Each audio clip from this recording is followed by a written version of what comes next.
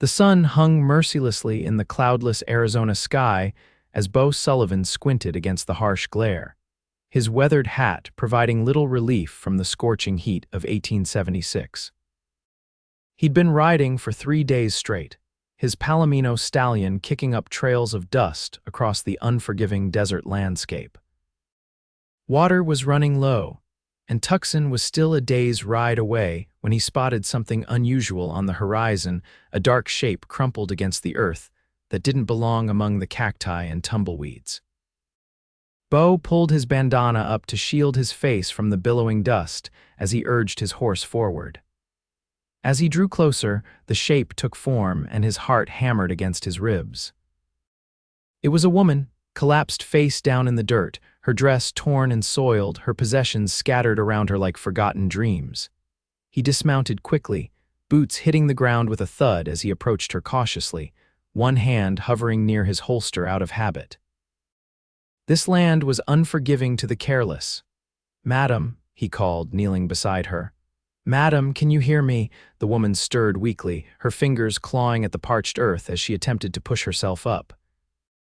Her face was streaked with dirt and dried tears, but even through the grime, Beau could see she was young, perhaps mid-20s, with delicate features now strained with exhaustion. Her lips were cracked from dehydration, and her eyes, a striking hazel when they fluttered open, were glassy and unfocused. "Water," she whispered, her voice barely audible above the desert wind. Beau reached for his canteen, uncorking it and gently lifting her head to help her drink. "Easy now," he said. "Small sips or you'll make yourself sick." She obeyed, taking tentative sips before collapsing back against his supporting arm. Her body was frighteningly light, suggesting she'd been without proper food for days. "What's your name?" he asked, scanning the horizon for any sign of companions or pursuers. "Hannah," she murmured. "Hannah Blackburn. Miss Blackburn, I'm Beau Sullivan. What in God's name are you doing out here alone?" Hannah's eyes darted nervously to the vast emptiness around them. "Running," she managed to say before attempting to stand. Her legs buckled immediately, and Beau caught her before she hit the ground again. "You're in no condition to walk," he said firmly, making a quick decision. He gathered her meager belongings, a small carpet bag, and what looked like a bundle of letters, and secured them to his saddle. "You've walked far enough, let me carry you." Without waiting for her consent, Beau scooped Hannah into his arms. She was light as a feather, and he could feel her bones through her tattered dress. Something fierce and protective awoke in him as he carefully placed her atop his horse before mounting behind her. "Rest against me," he instructed, one arm securely around her waist as he took the reins with his free hand. "There's a creek about an hour's ride from here. We'll stop there, get you cleaned up, and you can tell me what kind of trouble you're in." Hannah stiffened at his words. "How do you know I'm in trouble?" Beau's laugh was dry as the landscape around them. "People don't collapse in the middle of nowhere unless they're running to something or from something. And judging by the look in your eyes, you ain't running to anything good." She didn't respond but gradually relaxed against his chest as the horse plodded forward. Beau could feel her heartbeat, rapid and fragile like a trapped bird's. Whatever her story was, he knew it wouldn't be simple. Nothing ever was in these parts. The creek appeared like a mirage among the rocky terrain, a thin ribbon of water flowing over smooth stones, surrounded by the sparse shade of scrubby mesquite trees. It wasn't much, but it was a haven in the desert's cruel embrace. Beau helped Hannah down from the horse, supporting her weight as she wobbled on unsteady feet. He led her to the creek's edge, where she collapsed to her knees and plunged her hands into the cool water, splashing it over her face with desperate relief. "Thank you," she whispered, her voice a little stronger now. "I thought I was going to die out there." "You very nearly did," Beau replied, unsaddling his horse and allowing it to drink. "Now, I don't mean to pry into a lady's business, but if we're traveling together, I need to know what we might be facing." Hannah's fingers twisted in her lap and she stared at the rippling water. "I was married," she began, her voice hollow, "to a man named Victor Thornton in San Francisco. He owned half the city, or so it seemed. I thought I was fortunate when he chose me." A bitter smile twisted her lips. My father had just lost everything in a bad investment, and Victor offered to settle his debts in exchange for my hand. Beau's jaw tightened. He'd heard similar stories before, wealthy men purchasing wives like cattle at auction. He was cruel, Hannah continued, her voice dropping to a whisper. Not at first. At first he was charming, generous even. But once the papers were signed and I belonged to him legally, everything changed. She pulled up her sleeve, revealing yellowish bruises in various stages of healing. These are old, the newer ones are elsewhere. Anger flared in Beau's chest. You ran away, Hannah nodded, her eyes filling with tears. 3 weeks ago, I took what money I could find and some jewelry to sell. I've been traveling east, taking odd jobs when I could find them, sleeping in barns, churches, anywhere that would have me.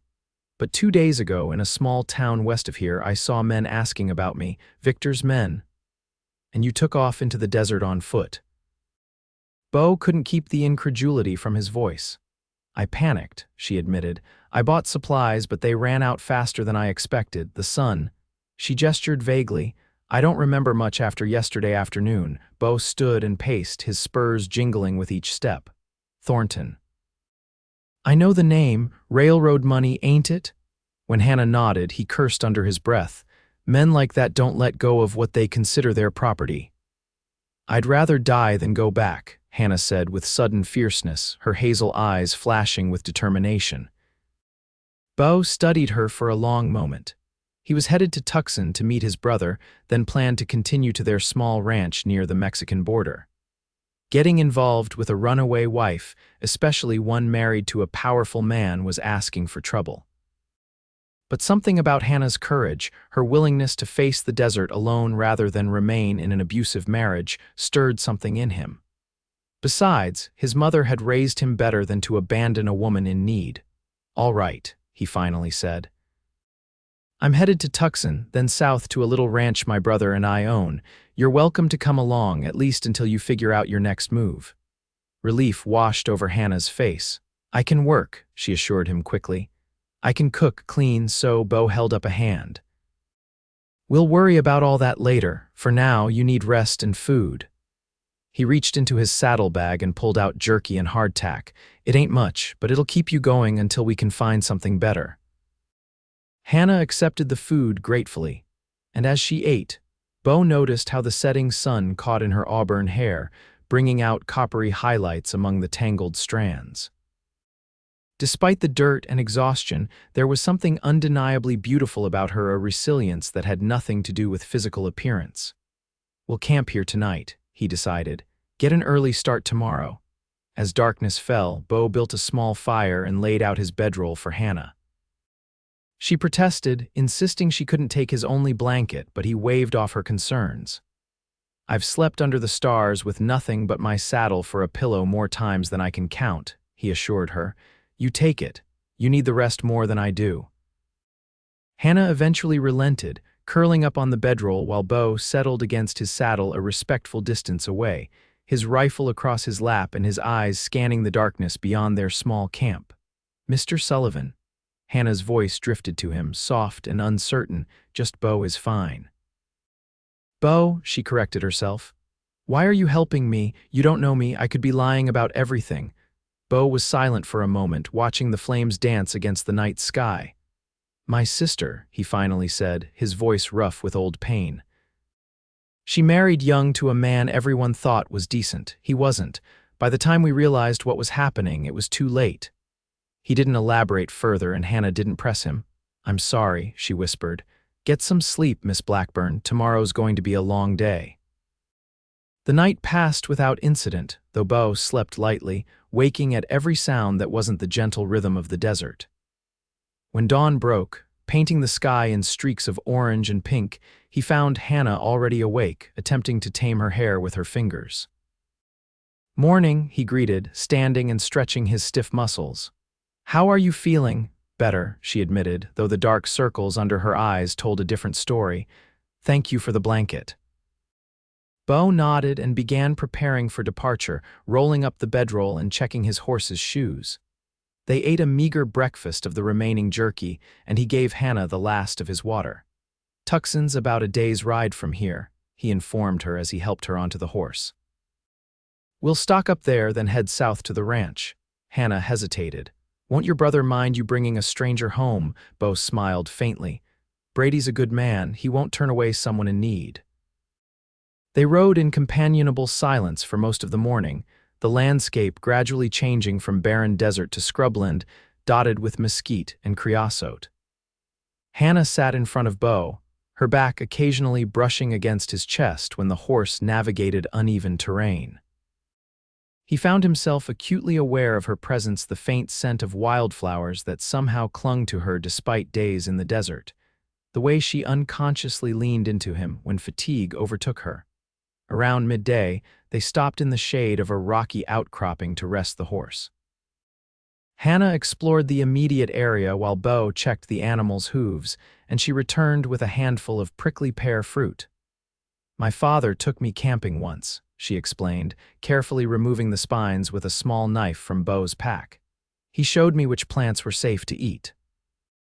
Beau watched with undisguised admiration as she skillfully prepared the fruit, dividing it equally between them. The sweet, juicy flesh was a welcome change from dried jerky. Your father taught you useful skills, he commented. A shadow crossed Hannah's face. He wanted sons, she said simply. He got only me, so he taught me what he could before my mother insisted I learn more ladylike pursuits. Beau found himself wanting to know more about her life before Victor Thornton, but movement on the horizon caught his attention. He tensed, hand moving to his pistol. What is it? Hannah asked, immediately alert to the change in his demeanor. Riders, he said tersely. 3 of them coming fast. Hannah's face drained of color. Victor's men? Can't tell yet, but we ain't waiting to find out. Beau quickly gathered their belongings and helped Hannah onto the horse. Hold tight, he instructed, mounting behind her and urging the horse into a gallop. The terrain worked against them, open and exposed, with few places to hide. Beau pushed his horse hard, knowing the animal couldn't maintain this pace for long in the heat. Behind them, the riders were gaining ground. There, Beau pointed to a cluster of boulders and scrubby trees ahead. If we can make it there, we might be able to lose them, or at least have some cover. The horse was breathing heavily by the time they reached the natural shelter. Beau dismounted quickly, helping Hannah down and leading the exhausted animal behind the largest boulder. Stay here, he instructed, drawing his rifle. If things go south, take the horse and ride east. Follow the sun in the morning, the mountains in the evening. You'll hit Tucson eventually. Hannah grabbed his arm. I won't leave you. This ain't up for debate, Miss Blackburn, he said firmly, though something in his chest tightened at her declaration. I ain't letting you fall back into that man's hands. Before she could argue further, the sound of approaching hooves grew louder. Beau positioned himself at the edge of the boulder, rifle ready. The riders slowed as they approached the rocky area, obviously having spotted the dust from their retreat.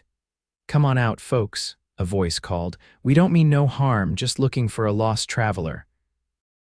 Beau remained silent, watching as the 3 men dismounted about 50 yards away. They were dressed like ordinary cowboys, but something about their manner too alert, too purposeful marked them as hired guns rather than ranch hands.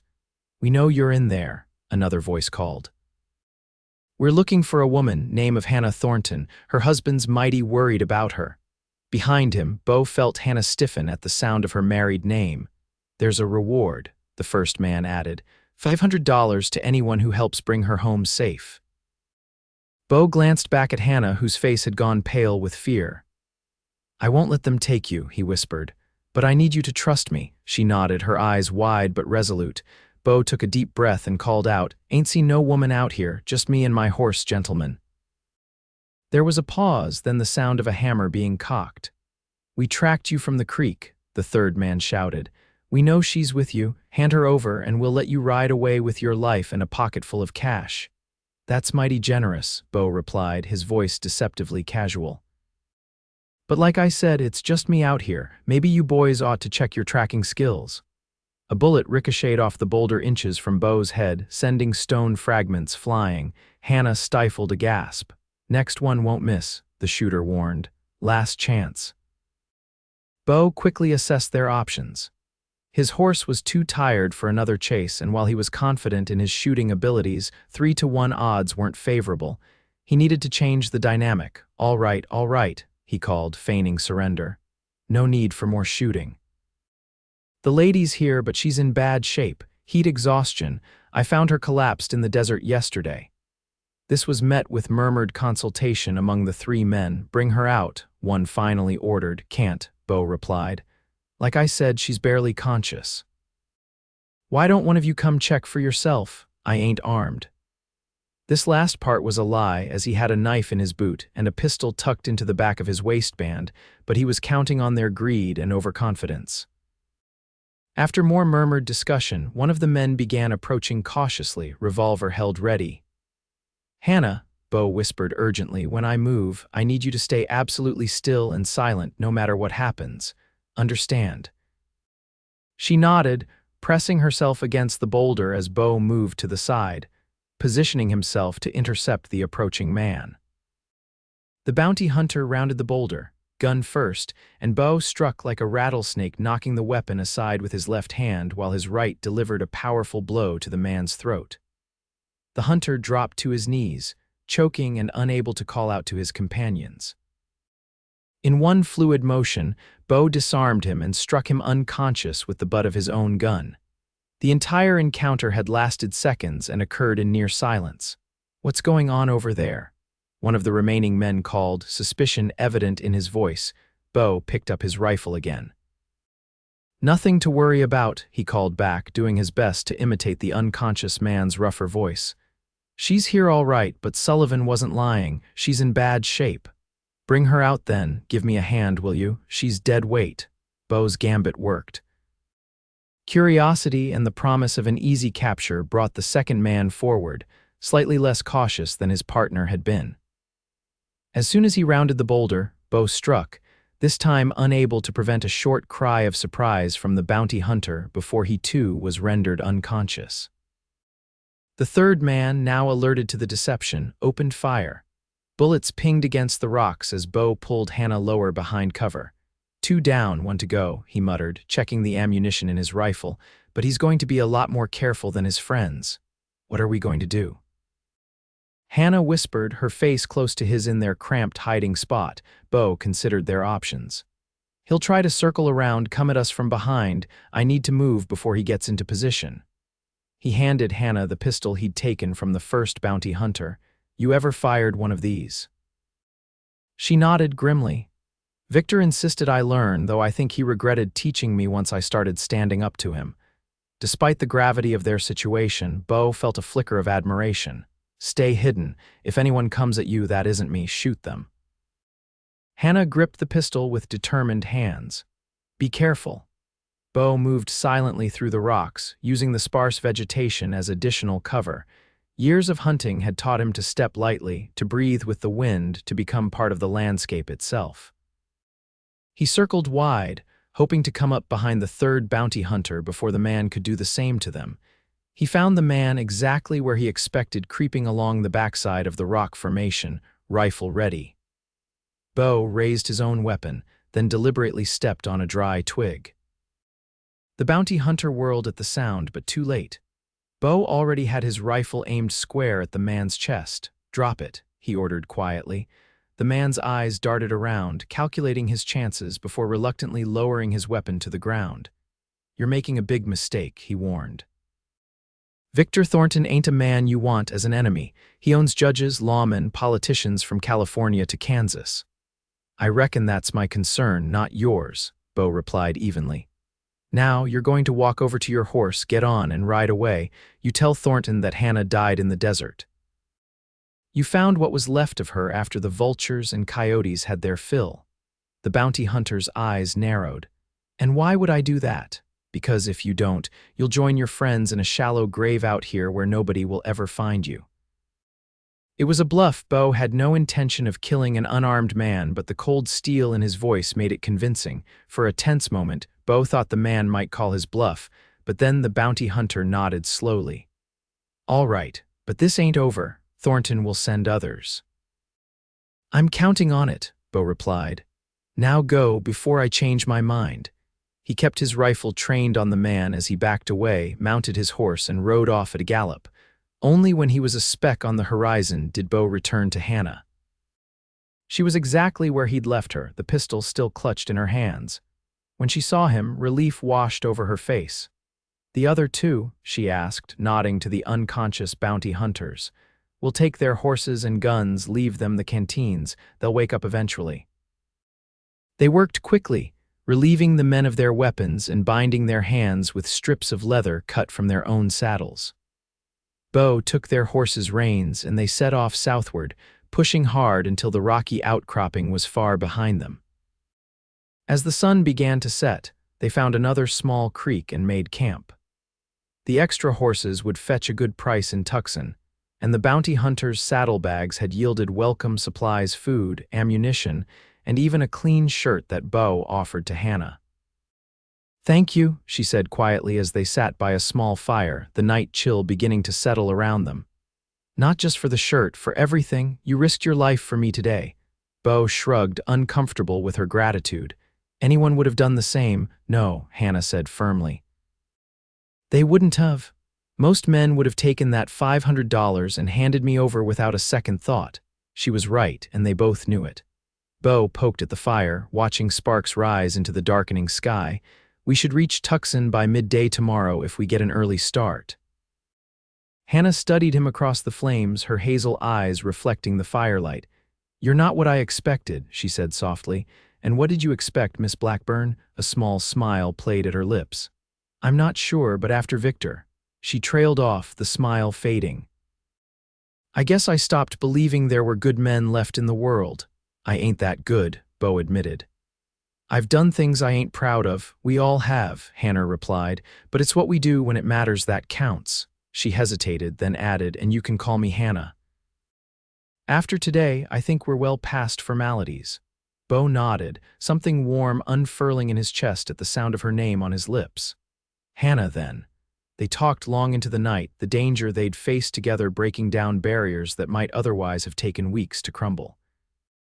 Hannah told him about her childhood in Boston, her father's business failures that had driven them west to San Francisco in search of new opportunities, and how she'd been essentially sold to Victor Thornton to settle family debts. In return, Beau spoke of growing up on a small farm in Tennessee, losing his parents to cholera, and heading west with his brother Brady after the war. They'd scraped together enough to buy a modest ranch near the Mexican border, raising cattle and horses. It wasn't much, but it was theirs, free and clear. "It sounds wonderful," Hannah said wistfully, "to have a place that's truly yours." Beau saw the longing in her eyes and understood it.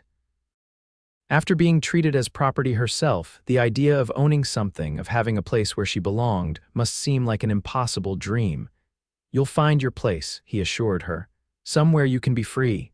Hannah's smile was sad. "Not as long as Victor lives.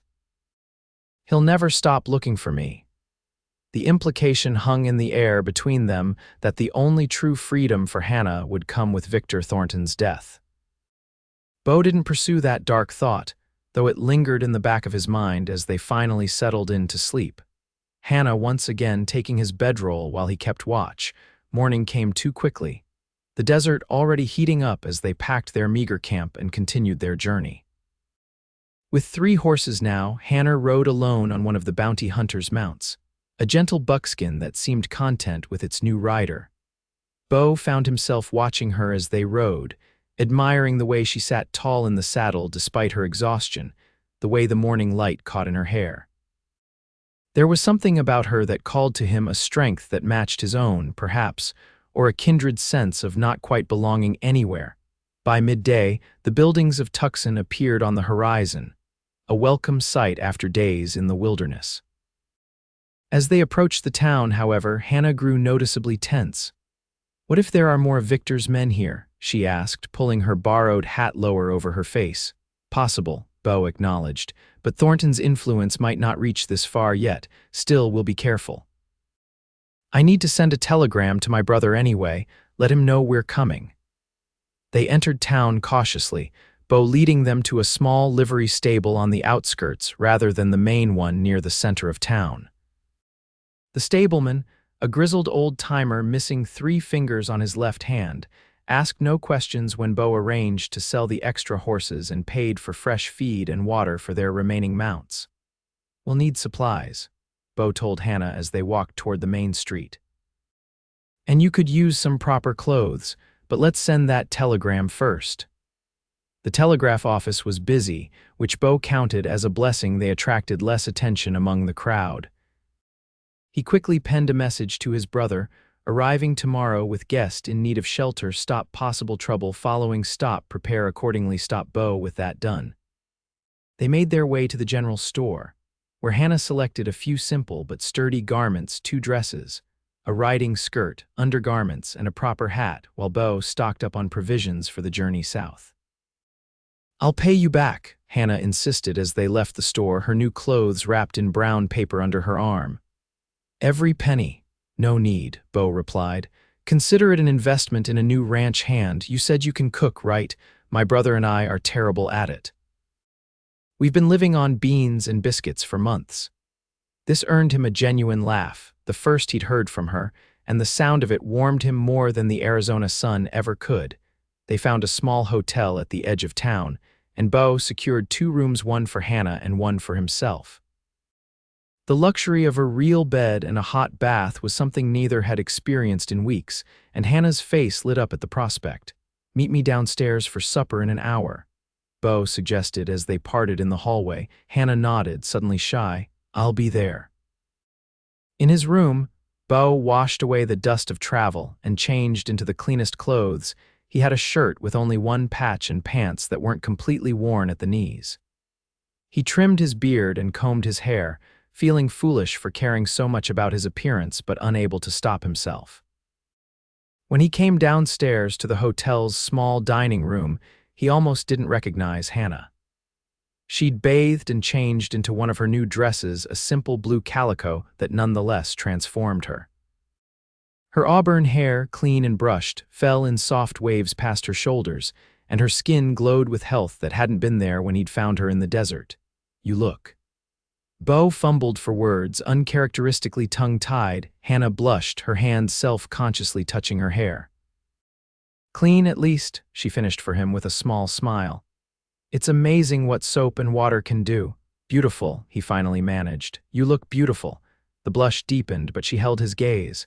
"Thank you." Dinner was simple but satisfying: beef stew, fresh bread, and apple pie for dessert. They ate hungrily, both appreciating food they hadn't had to prepare themselves over a campfire. Throughout the meal, Beau found himself watching Hannah's face as she savored each bite, the simple pleasure she took in ordinary things making his chest ache in a way he couldn't quite explain. Their conversation flowed easily, covering everything from books they'd read to places they'd seen. Hannah, despite her sheltered upbringing, proved to be well-read and quick-witted, challenging Beau's opinions and making him laugh with her dry observations about the other diners. As they lingered over coffee, Beau noticed a newcomer enter the dining room, a well-dressed man who scanned the room with too much interest for a casual traveler. When his gaze landed on their table, his eyes narrowed slightly. "Don't look now," Beau murmured, "but I think we've got company." Man by the door in the fancy suit.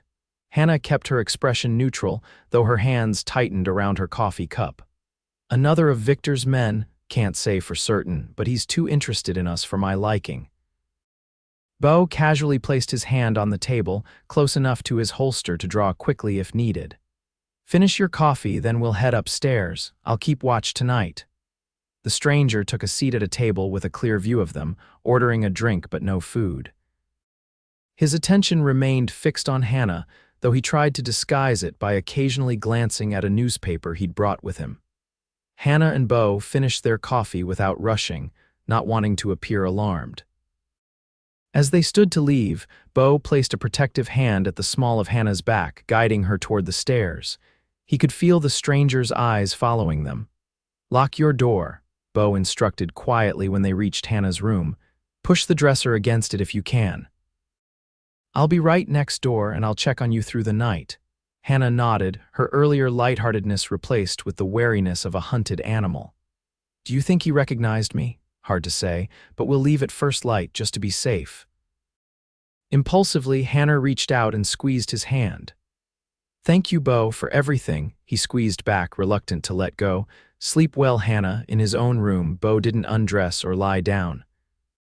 Instead, he positioned a chair by the door and settled in for a night of vigilance, his pistol within easy reach.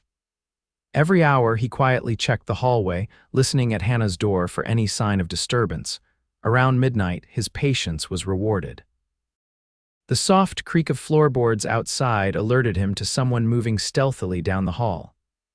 Beau silently moved to his door, pistol in hand, and peered through the keyhole. The well-dressed stranger from the dining room was standing outside Hannah's door, examining the lock with professional interest. From his pocket, he produced what looked like a set of lockpicks. Beau didn't hesitate. He flung open his door, startling the would-be intruder.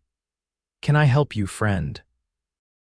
he asked, his voice deceptively calm despite the gun pointed at the man's chest. The stranger froze, his lockpick still in hand. "Wrong room," he said smoothly. "My apologies." "Somehow I doubt that," Beau replied. "Why don't we have a chat in my room?" "Quietly, so we don't disturb the other guests." The man's eyes darted up and down the hallway, calculating his chances of escape or calling for help. Evidently deciding they were slim, he nodded and preceded Beau into the room. "Sit," Beau ordered, gesturing to the chair with his gun. "Hands where I can see them." The stranger complied, his composure remarkable despite the circumstances. "You're making a serious mistake," he said, his accent refined and Eastern. "Do you have any idea who you're interfering with?" "Victor Thornton," Beau replied flatly. "Railroad baron, San Francisco big shot, and all-around bastard who beats his wife." Something flickered across the man's face, surprise, perhaps, that Beau knew so much. "Mr. Thornton is a respected businessman who is concerned about his wife's well-being. She's unstable. Prone to delusions and self-harm." Beau's jaw tightened. "I've seen the bruises, they ain't self-inflicted." "A man like Thornton doesn't need to resort to physical violence," the stranger insisted. "He has attorneys, judges, and politicians in his pocket. If Hannah thinks she can escape him by running to some cowboy," he practically spat the word, "she's sadly mistaken." "And yet here you are, picking locks in the middle of the night," Beau observed dryly. "Seems like for a man with so much legal power, Thornton's mighty concerned with handling this quietly." The stranger's smooth facade cracked slightly. "Domestic matters are best kept private, I'll bet." Beau leaned against the wall, gun still trained on the man. "Here's what's going to happen. You're going to go back to Thornton and tell him Hannah died in the desert. You searched, found evidence of scavengers, but no body, a tragic end to a foolish escape." "And why would I tell him that?" Beau's smile was cold. "Because if you tell him she's alive, or where she might be headed, I'll find you. And what I'll do to you will make Thornton's treatment of Hannah look gentle by comparison." The threat hung in the air between them. The stranger studied Beau's face, perhaps seeing something there that convinced him the cowboy wasn't bluffing. "You can't protect her forever," he finally said. "Thornton never gives up what he considers his. We'll see about that. Now you're going to walk downstairs, settle your bill, and ride out of town tonight. I'll be watching to make sure you go." The stranger stood slowly, maintaining his dignity despite the circumstances. "You've made an enemy you can't afford, cowboy. Victor Thornton doesn't forget, and he doesn't forgive." "Neither do I," Beau replied simply. "Now go." He followed the man downstairs at a distance, watching as he grudgingly paid his bill and left the hotel. Only when he saw the stranger ride out of town did Beau return upstairs, but instead of going back to his room, he knocked softly on Hannah's door. "Hannah," he called quietly, "it's Beau, you need to wake up." He heard movement inside, then the scrape of furniture being moved away from the door. Hannah opened it a crack, her eyes wide with alarm. "What's happened?" "We need to leave. Now, pack your things." Without questioning him, Hannah nodded and closed the door to gather her few belongings. Beau did the same, then met her in the hallway 5 minutes later, one of Thornton's men. She asked as they hurried down the back stairs. "Yes. I convinced him to leave town, but I don't trust him to stay gone. We need to get to the ranch as quickly as possible." They slipped out through the kitchen, leaving payment for their rooms on the counter with a note. The stable boy was asleep when they arrived at the livery, but a few coins pressed into his hand ensured their horses were saddled and ready within minutes. The night was cool and clear. Stars scattered across the vast sky like diamonds on black velvet. Under different circumstances, it might have been a pleasant ride. As it was, they pushed their horses harder than Beau would have liked, stopping only when absolutely necessary to rest the animals. Dawn found them miles south of Tucson, the terrain growing increasingly rugged as they approached the foothills. Beau finally called a halt beside a small stream, allowing the horses to drink while he and Hannah stretched their cramped muscles. How much farther? Hannah asked, her face pale with fatigue but her eyes determined. We should reach the ranch by midday, Beau replied, studying the horizon. No sign of pursuit so far, but that doesn't mean they're not coming. Hannah nodded, then suddenly swayed on her feet. Beau caught her arm, steadying her. When did you last eat? She frowned, trying to remember. Dinner last night, I suppose. Beau cursed himself for not thinking of it sooner. He reached into his saddlebag and pulled out bread and dried beef he'd purchased in town. Eat, he insisted, handing it to her. You need your strength. She accepted gratefully, and they shared a hasty meal by the stream. As they ate, Beau found himself watching Hannah again, the grace of her movements, the delicate way she brushed crumbs from her skirt, the determined set of her jaw despite her obvious exhaustion. What will you do? He asked suddenly. After we reach the ranch, I mean. Hannah looked up, surprise flickering across her face. I haven't thought that far ahead, she admitted. Just staying ahead of Victor has consumed all my energy. You could stay, Beau heard himself say, at the ranch. For as long as you need. Something soft and vulnerable passed across Hannah's face. I couldn't impose, it's not an imposition, he interrupted. Like I said, we could use the help, and it's as safe a place as any to figure out your next steps. Hannah studied him, as if trying to read beyond his words. Why are you doing all this, Beau? Really? It was a fair question, one he'd been asking himself since he'd first spotted her collapsed in the dust. The simple answer would be that he was raised to help those in need, especially women. The complicated answer involved the way his heart quickened when she smiled, the fierce protectiveness he felt when she spoke of her husband's cruelty, and the growing realization that the thought of her leaving once they reached the ranch created an ache in his chest he couldn't explain. Because it's the right thing to do, he finally said, settling for something in between. And because nobody deserves to be treated the way Thornton treated you. Hannah seemed to accept this, though her eyes suggested she might have been hoping for a different answer. They finished their meal in silence and continued their journey. The terrain grew more familiar to Beau as they rode the distinctive shape of certain mountains, the patterns of vegetation, the way the light hit the landscape. They were getting close to home.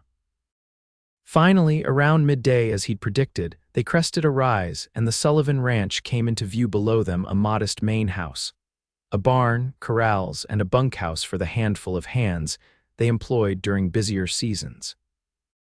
It wasn't grand by any measure, but it was solid and well-maintained, a testament to the brothers' hard work. There it is, Beau said, unable to keep the pride from his voice. Sullivan Ranch. Hannah shaded her eyes, taking in the scene. It's lovely, she said sincerely, so peaceful. As they approached, a man emerged from the main house, tall and broad-shouldered like Beau, but with darker hair and a more serious set to his features. He shaded his eyes against the sun, then broke into a wide grin as he recognized his brother. Beau. He called, striding toward them as they dismounted. Was beginning to wonder if you'd gotten lost.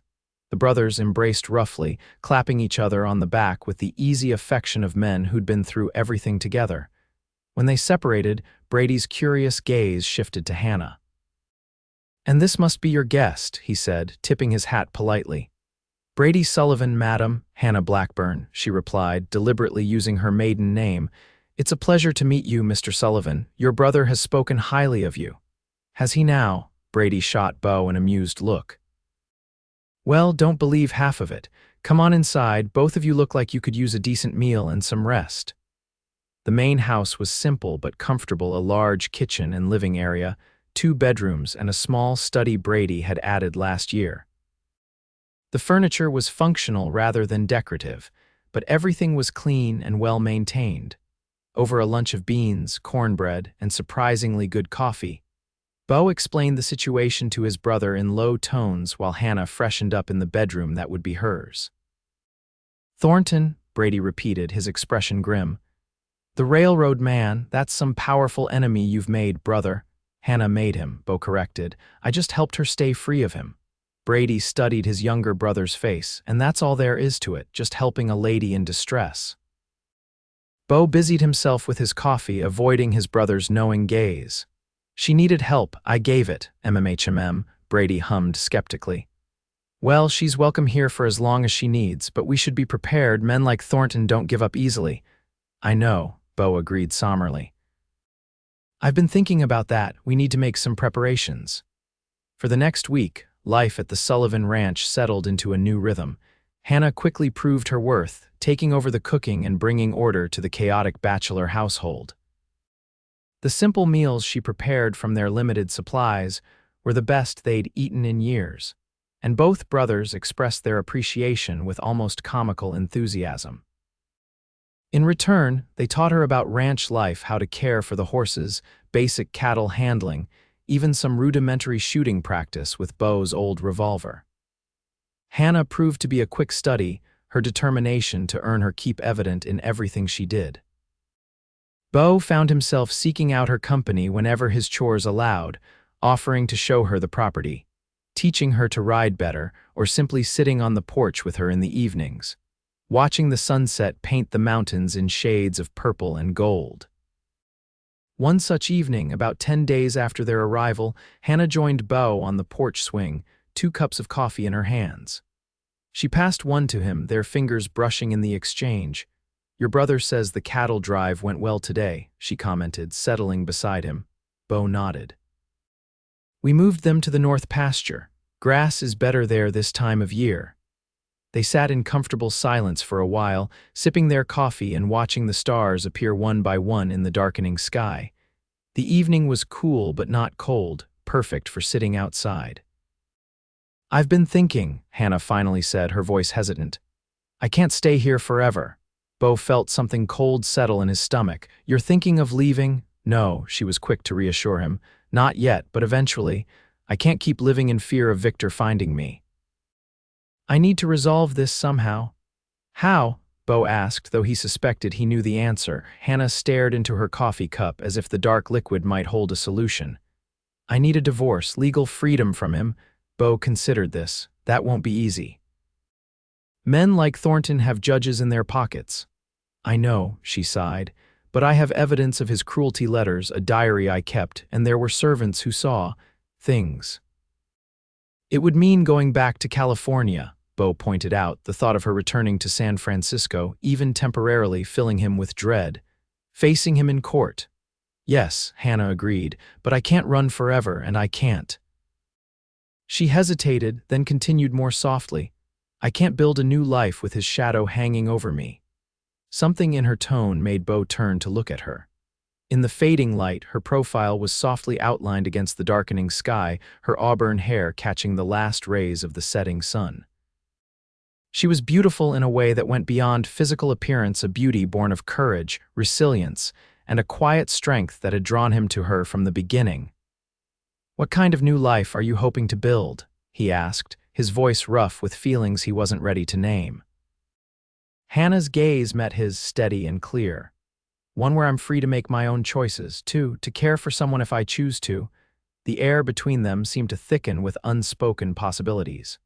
Beau's hand found hers on the swing between them, his calloused fingers entwining with her slender ones. "Hannah," he began, not sure what he was going to say, but needing to say something. A shout from the bunkhouse interrupted them, one of the ranch hands calling for Brady. The moment shattered, and Hannah withdrew her hand, standing up with her empty coffee cup. "I should start supper," she said, not quite meeting his eyes. "Brady mentioned he's partial to your mother's cornbread recipe. I thought I'd try my hand at it." Before Beau could respond, she had disappeared into the house, leaving him alone with the cooling night air and the memory of her hand in his. Over the next few days, a subtle tension existed between them, not unpleasant, but charged with awareness and possibility. They continued their routine, working alongside each other during the day and talking on the porch in the evenings, but something had shifted, a line almost but not quite crossed. Beau found himself watching Hannah when she wasn't looking the way she tucked her hair behind her ear when concentrating, the grace of her movements as she worked in the kitchen, the quiet confidence she was developing in her new skills. He wondered what it would be like to kiss her, to hold her not out of necessity or protection, but because they both wanted it. But Hannah was still married, he reminded himself. Still hunted by a powerful, dangerous man, still healing from wounds both physical and emotional. The last thing she needed was another man imposing his desires on her, no matter how different his intentions might be from Thornton's. So he kept his distance, respectful but friendly, fighting the urge to touch her each time they stood close together. If Hannah noticed his internal struggle, she gave no sign, though sometimes he caught her watching him with an expression he couldn't quite decipher. Their peaceful routine was shattered 2 weeks after their arrival at the ranch. Beau and Brady were repairing a section of fence on the property's southern boundary when one of their hands, a young Mexican named Miguel, came galloping up to them. "Riders coming," he reported breathlessly. 6 men, well-armed, asking questions in town about a woman staying at the Sullivan Ranch. Brady and Beau exchanged grim looks. "Thornton's men," Beau confirmed. "How far out?" "Maybe an hour the way they're riding," Miguel replied. "Go back to the house," Brady ordered. "Tell Hannah to gather only what she needs, then get the horses ready, the fast ones." As Miguel galloped off, Brady turned to his brother. "You know what this means?" Beau nodded, his jaw set. "They found us. We need to get Hannah somewhere safe." "The old line shack in the hills," Brady suggested. "It's defensible and few people know about it." "Good thinking. I'll take her there while you deal with our visitors." Brady gripped his brother's shoulder. "Be careful, Beau, and take care of her." "I will," Beau promised, then mounted his horse and rode hard for the main house. He found Hannah already packing a small bag, her face pale but composed. "Miguel told me," she said when Beau burst through the door. "How much time do we have?" "Less than an hour," Beau replied, grabbing his rifle and extra ammunition. "We're heading to a line shack in the hills. It's remote, defensible." Hannah nodded, continuing to pack with efficient movements. "I'm sorry," she said quietly. "I've brought trouble to your home." Beau crossed the room in 3 strides, taking her gently by the shoulders. "This is not your fault," he said firmly. "None of it. Thornton is the one to blame, not you." She looked up at him, her hazel eyes bright with unshed tears. "I'm so tired of running, Beau." The vulnerability in her voice broke something in him. Without thinking, he pulled her into his arms, holding her close against his chest. Hannah stiffened for a moment, then melted into his embrace, her arms circling his waist. "I know," he murmured into her hair. "I know. But we'll figure this out, I promise." They stood like that for a long moment, drawing strength from each other. When they finally separated, something had changed between them, a barrier broken, a truth acknowledged if not spoken. "We need to go," Beau said reluctantly. "Brady will handle Thornton's men, try to send them in the wrong direction." Hannah shouldered her small bag. "I'm ready." They slipped out the back door to where Miguel had 2 horses saddled and waiting. As they mounted, Brady emerged from the bunkhouse, rifle in hand. "I've got the men stationed around the property," he informed them. "We'll tell Thornton's boys you headed north toward Tucson. Should buy you some time." "Be careful," Beau warned. "These aren't ordinary ranch hands or bounty hunters, they're hired guns." Brady grinned, though it didn't reach his eyes. "I can handle myself. You two just stay safe. I'll send word when it's clear to return." With a final nod to his brother, Beau led Hannah away from the ranch, taking a little used trail that wound up into the foothills. They rode hard for an hour, climbing steadily into more rugged terrain, until they reached a small clearing where a sturdy log cabin stood nestled among ponderosa pines. "The line shack," Beau explained as they dismounted. "Built it years ago for the hands to use during winter roundups. It's basic, but solid." The interior was indeed simple, one room with a stone fireplace, a rough wooden table with 2 chairs, and a narrow bed against the far wall. A small pantry held basic provisions: beans, coffee, flour, and jerky, and a water barrel stood in the corner, filled from the nearby spring. Hannah surveyed the cabin with a practiced eye. "It's perfect," she decided. "Defensible, as you said, and reasonably comfortable." Beau built a small fire in the fireplace while Hannah arranged their meager belongings. Outside, the sun was beginning to set, casting long shadows through the trees. "We should be safe here for a few days," Beau said, checking his rifle before placing it near the door. "The trail is hard to follow, and only Brady knows exactly where this place is." Hannah nodded, then sat heavily on one of the chairs, the events of the day finally catching up with her. "Will they hurt your brother, your men?" "Brady can take care of himself," Beau assured her, though the same worry had been gnawing at him. "And our hands are loyal, they won't give us up easily." They prepared a simple meal of beans and hardtack, eating in companionable silence. After dinner, Beau took the first watch, sitting by the window with his rifle across his knees while Hannah tried to rest on the narrow bed. Sleep eluded her, however, and after an hour of tossing and turning, she joined Beau by the window. Without a word, she pulled the second chair close to his and sat beside him, their shoulders almost touching. "I can't sleep," she admitted. "Every time I close my eyes, I see them coming for me." Beau reached over and took her hand, squeezing it gently. "I won't let them take you, Hannah." "Not ever." She looked at him then, really looked at him, as if seeing past all his defenses to the man beneath. "Why?" she asked softly. "Why risk everything for someone you barely know?" Beau struggled to find the right words. How could he explain that in the short time he'd known her, Hannah had become more important to him than his own safety? That the thought of her returning to Thornton made him physically ill, that he'd started to imagine a future with her by his side. "Because I care about you," he finally said, the words inadequate but honest. "More than I should, probably." Hannah's expression softened, and she leaned slightly closer. "I care about you too, Beau, so much that it frightens me sometimes." The admission hung in the air between them, changing everything and nothing all at once. They were still in danger, Hannah was still married, and the future was far from certain. But in that moment, in the dim light of the cabin with the forest quiet around them, none of that seemed to matter as much as the way Hannah was looking at him, her eyes filled with a warmth that had nothing to do with the fire crackling in the hearth. Beau lifted his hand to her face, gently tucking a strand of auburn hair behind her ear. Hannah leaned into his touch, her eyes closing briefly at the contact. "Hannah," he began, his voice rough with emotion. "I know," she whispered, opening her eyes to meet his gaze. "I know this is complicated, that there are 1,000 reasons why we shouldn't. But I'm tired of letting fear and obligation dictate my life." Slowly, giving her every opportunity to pull away, Beau leaned forward until their foreheads touched. "Tell me to stop," he murmured, "and I will." Instead, Hannah closed the remaining distance between them, pressing her lips to his in a kiss that started gentle but quickly deepened with weeks of unspoken longing. Beau's hand slid to the back of her neck, cradling her head as he returned the kiss with equal fervor.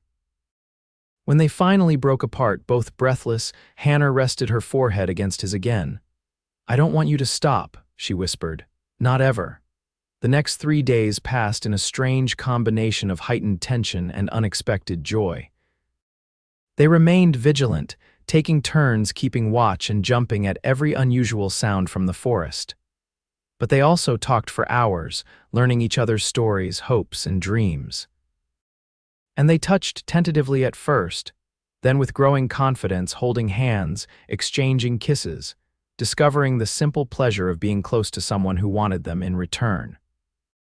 On the 4th morning, they were sharing coffee by the fire when the sound of approaching hoofbeats sent them both scrambling for their weapons. Beau positioned himself by the window, rifle ready, while Hannah took up her pistol and stood to the side of the door. The tension drained from Beau's shoulders as he recognized the rider. "It's Brady," he reported, lowering his rifle. They met Brady outside, both eager for news. The older Sullivan brother dismounted wearily, looking like he hadn't slept in days. "They're gone," he announced without preamble. "For now, at least."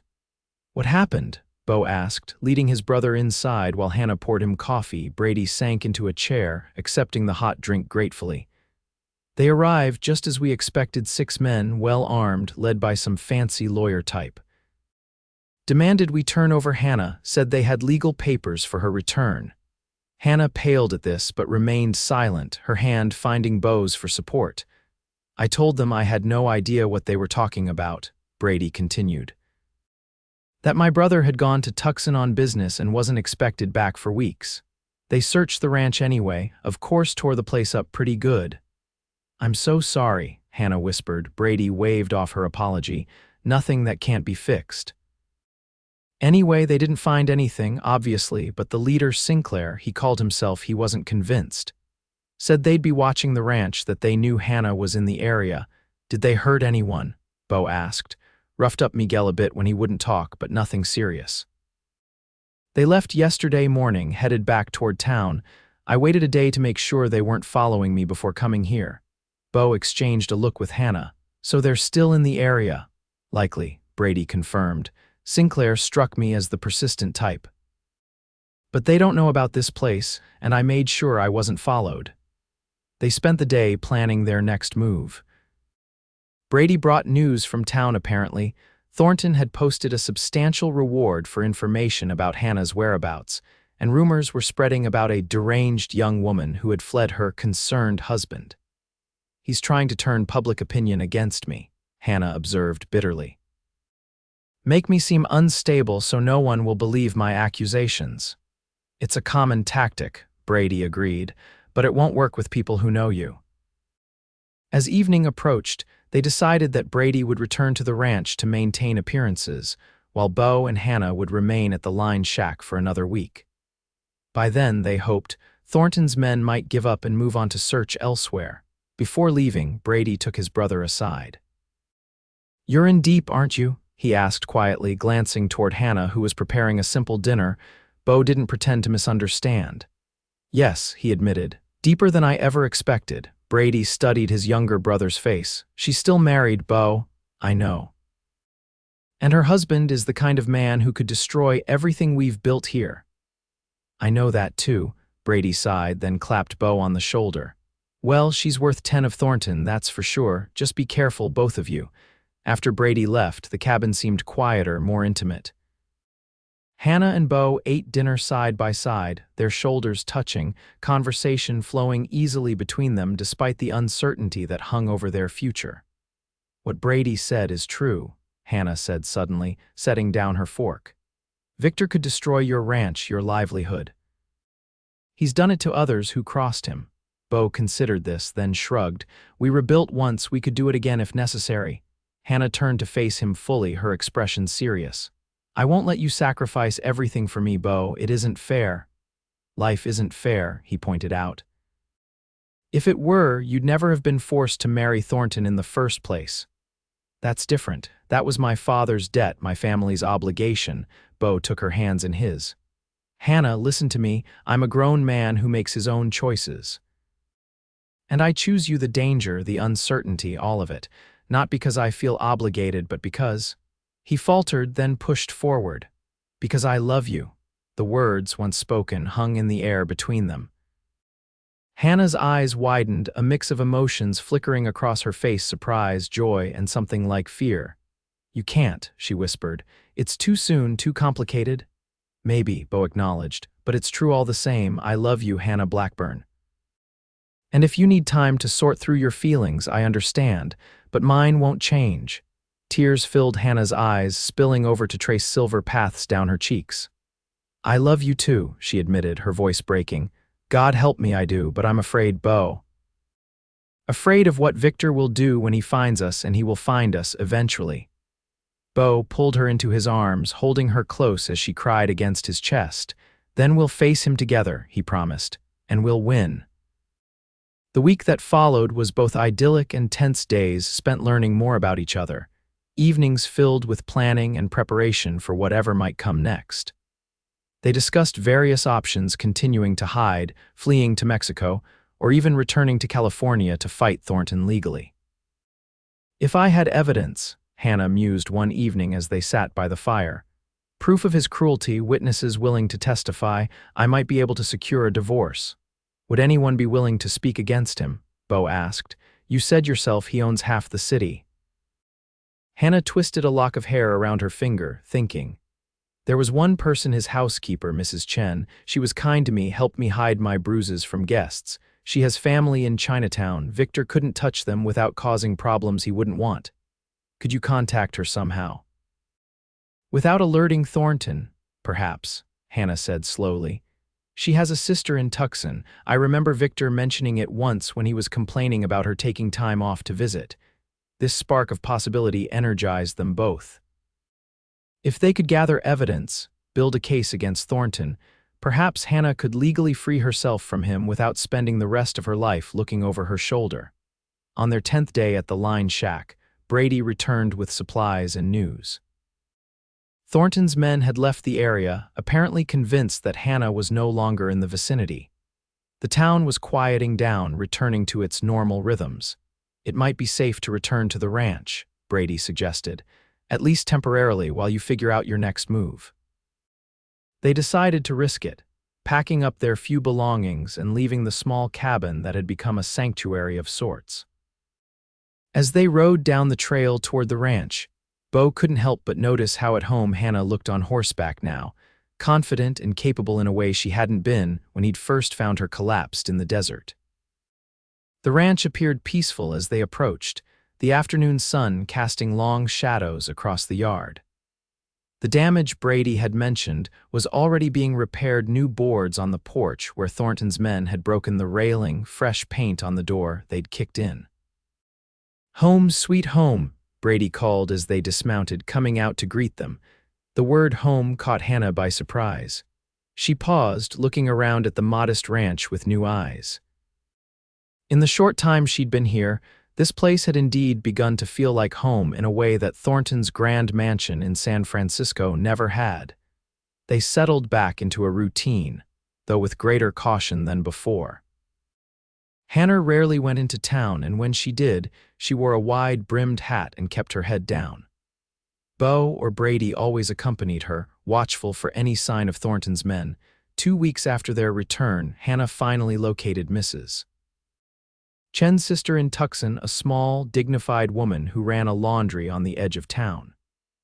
After assuring herself that Hannah was safe and well, Mrs. Lin agreed to pass a letter to her sister in San Francisco. In the letter, Hannah explained her situation and asked Mrs.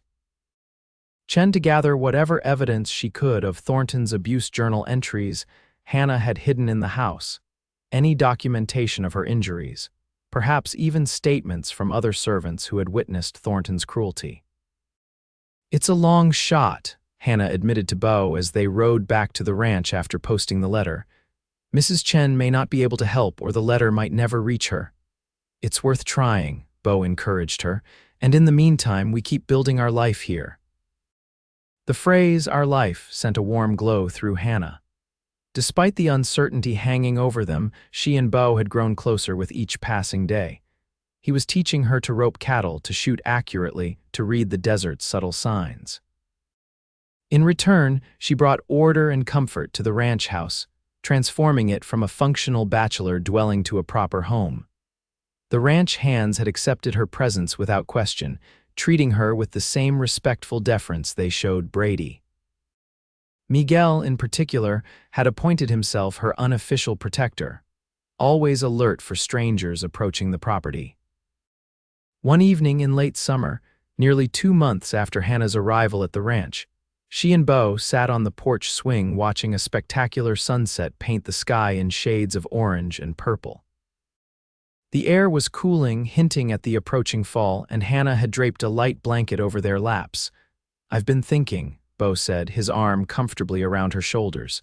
About the future. Hannah leaned into his embrace. What about it?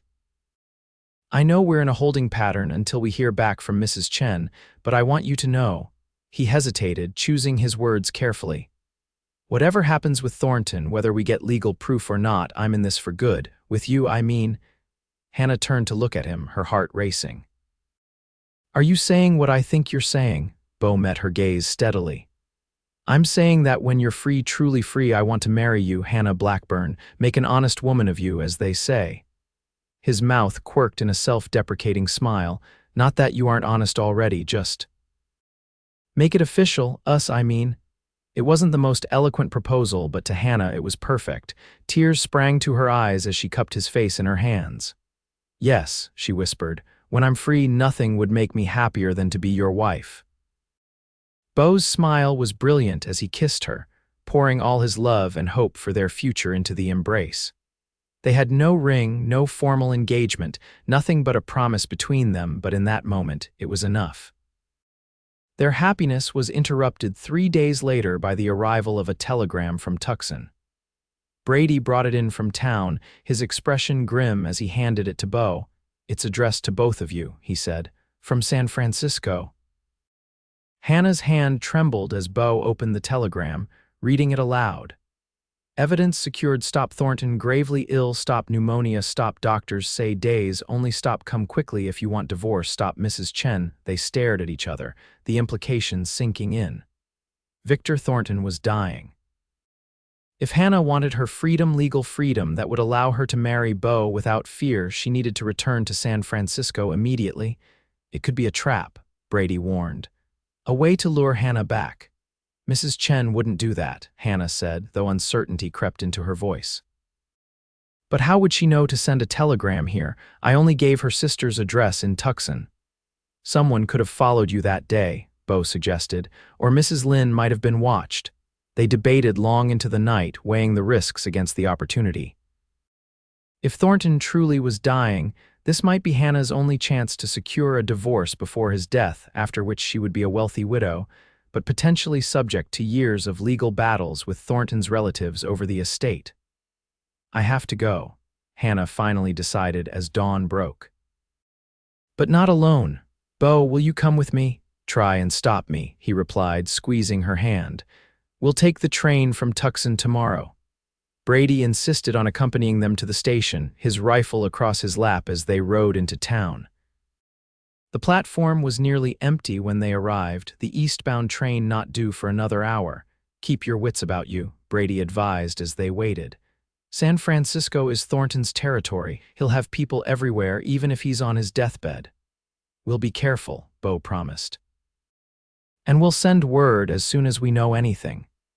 The train journey to San Francisco took 3 days, during which Hannah grew increasingly anxious. What if they arrived too late?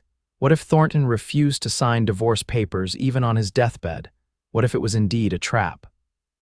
Beau did his best to reassure her, his steady presence a comfort during the long hours on the train. They shared a private compartment, maintaining the fiction that they were brother and sister to avoid scandal. At night, when the train's rhythmic movement lulled the other passengers to sleep, they would talk in low voices about their hopes for the future, the ranch they would build together, the family they might have someday, the life they would share once Hannah was truly free. San Francisco greeted them with fog and a damp chill that seeped into their bones after the dry heat of Arizona. They took a cab from the station to a modest hotel near Chinatown, where Hannah had arranged to meet Mrs. Chen. The housekeeper arrived promptly at the appointed time, her usually immaculate appearance somewhat disheveled, dark circles under her eyes suggesting sleepless nights. Miss Hannah, she greeted, embracing the younger woman with genuine affection. I feared you were dead when you disappeared. Mr. Thornton was most distressed. I'm sure he was, Hannah replied dryly. Mrs. Chen, this is Beau Sullivan. He saved my life in the desert and has been protecting me since. Mrs. Chen regarded Beau with shrewd assessment. You care for her, she stated rather than asked. Yes, madam, Beau replied honestly. Very much. The housekeeper nodded, apparently satisfied. Good, she deserves someone who will treasure her. She turned back to Hannah. Now we must hurry. Mr. Thornton's condition worsens by the hour, according to Mrs.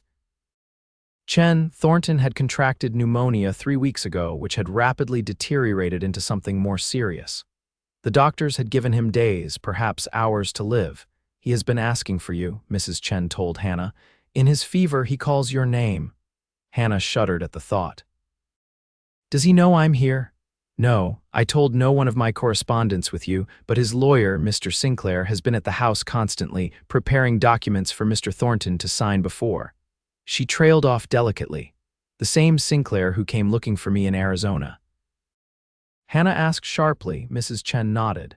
The very same. He is most anxious about Mr. Thornton's will, I believe. This gave Hannah an idea. Then perhaps Mr. Sinclair would be interested in ensuring I sign away any claim to Victor's estate in exchange for a divorce.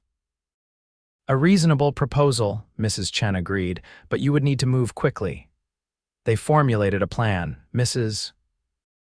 Chen would return to the Thornton mansion and inform Sinclair that she had heard from Hannah, who was willing to renounce all claims to the Thornton fortune in exchange for an immediate divorce. Given Sinclair's apparent concern about the will, he might well agree to such terms rather than risk a lengthy legal battle after Thornton's death. Be careful, Beau warned as Mrs. Chen prepared to leave. If Sinclair suspects a trap. I have served in that household for 20 years, Mr. Sullivan, the housekeeper replied with quiet dignity. I know how to navigate its dangers. After she left, Hannah paced the small hotel room anxiously while Beau watched from his seat by the window. What if Sinclair refuses? She fretted, what if Victor rallies and doesn't die after all? Then we return to Arizona, Beau said simply, and find another way. Hannah stopped pacing and looked at him, love welling up in her heart. You make it sound so simple. It is simple, he insisted. I love you, you love me. The rest is just details. Mrs. Chen returned 4 hours later, a triumphant gleam in her eyes. Mr. Sinclair has agreed to your terms, she announced. He will have divorce papers drawn up by tomorrow morning. Mr. Thornton is too ill to object, and Sinclair has power of attorney. Relief washed over Hannah so powerfully that her knees nearly buckled. Beau was at her side instantly, supporting her with a strong arm around her waist. There is one condition, Mrs. Chen continued. You must come to the house to sign the papers. Sinclair insists on having witnesses present to ensure everything is legal. Hannah tensed at the thought of returning to the mansion where she had suffered so much. Is it safe? As safe as it can be, Mrs. Chen replied. Mr. Thornton is confined to his bed, barely conscious. And I will be there, along with other servants who bear you no ill will.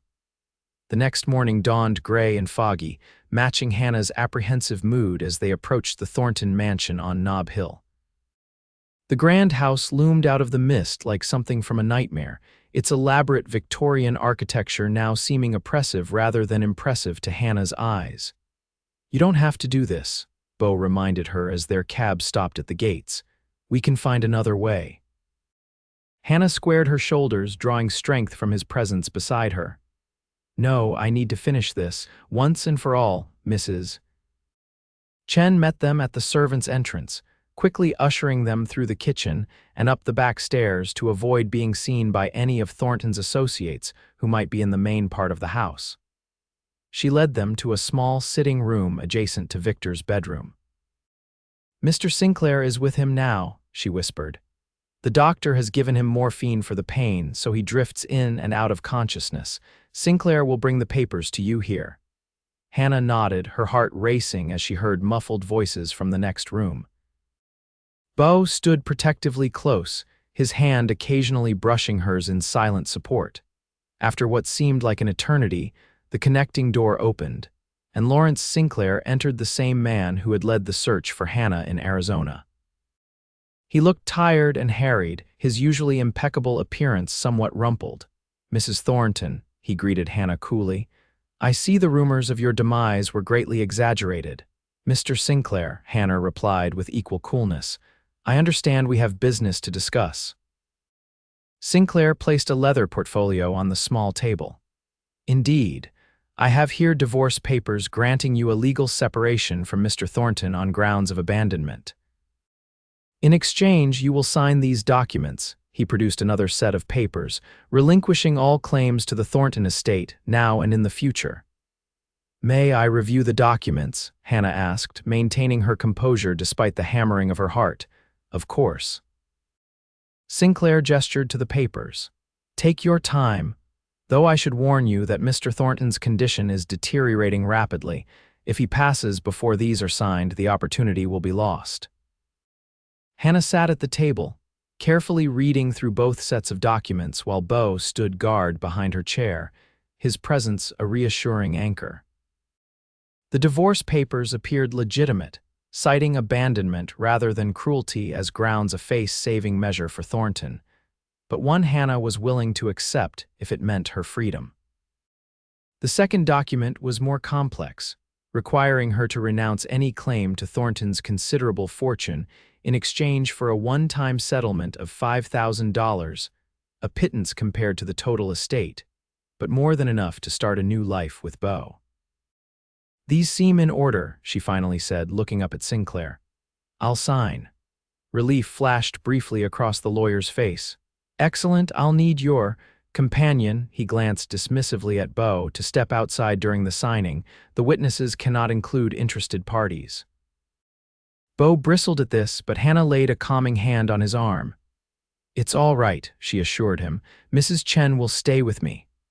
Reluctantly, Beau left the room, though he positioned himself directly outside the door, ready to intervene at the slightest sign of trouble. Hannah signed both documents with a steady hand, feeling a weight lift from her shoulders with each stroke of the pen.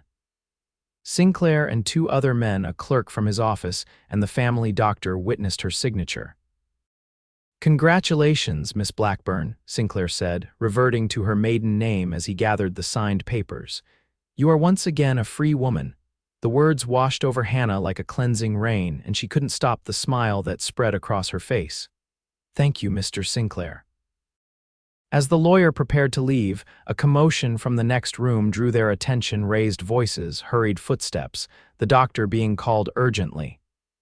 "It seems Mr. Thornton's condition has taken a turn," Sinclair observed dispassionately. "If you'll excuse me," after he left, Mrs. Chen touched Hannah's arm gently. "Do you wish to see him? Before?"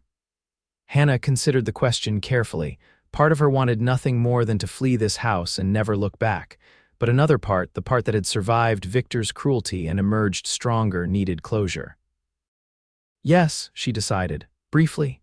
She found Beau waiting anxiously outside the door and quickly explained the situation. "I need to see him once more," she concluded, "to end this properly." Beau nodded, understanding in his eyes. "I'll wait right here, Mrs. Chen led Hannah to the master bedroom, where Victor Thornton lay propped against pillows, his once robust frame now wasted by illness. His skin had a grayish tinge and his breathing was labored and rattling. The doctor stood by his side, checking his pulse with a grave expression. Thornton's eyes fluttered open as Hannah approached, confusion giving way to recognition and then surprisingly something like relief.